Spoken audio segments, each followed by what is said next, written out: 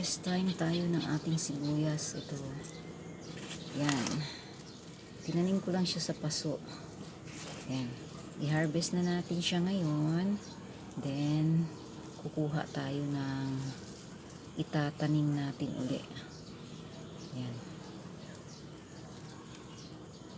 Oh, ang dami ko nang na-harvest. Ito yung na-harvest ko ngayon. Sa paso lang ito nakatanim. Yan. Na-harvest ko siya ngayon lang. And ito na yung dadalhin ko sa baba. Ito, itatanim natin. Kumuha lang ako ng yan. Magtira tayo ng itatanim. Yan. Ito pa. Harvestin natin. Marami na sila.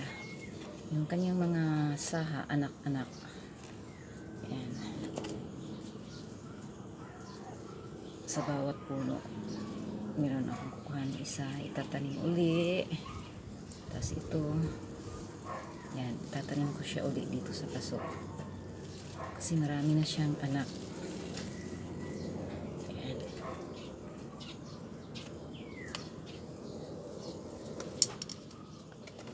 Yan, bago ko nang tanim. Mapatay ng ilang ibang paso.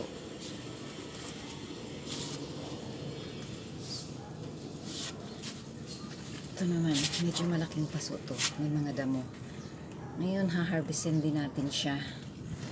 Yan.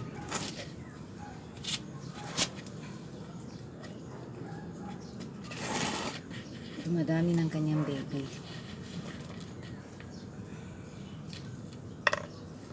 Yan, malaking paso to. Ayan. Tatanim ko siya uli. Kukuha lang din ako dito ng isa. Dalawa. Itatanim ko siya uli. Para may matira pangtanim. Kaya matira tayo ng pangtanim. Yan, tatanim ko siya uli. Ay, may kasama na. Yan, tatanim ko siya uli.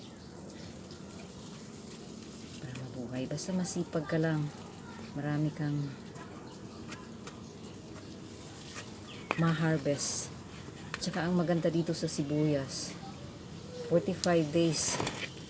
Pwede mo na siyang anihin. Napakabilis. Yan. Pero sa akin, wala pang 45 days. Siguro mga 30 days. Basta alagaan mo lang. Nabubuhay na siya. May mga damo-damo. Tanggalan lang natin ang damo.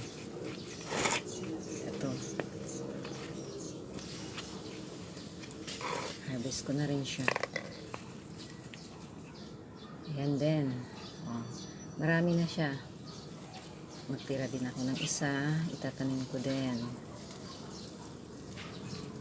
Ayan, ito. Bababa.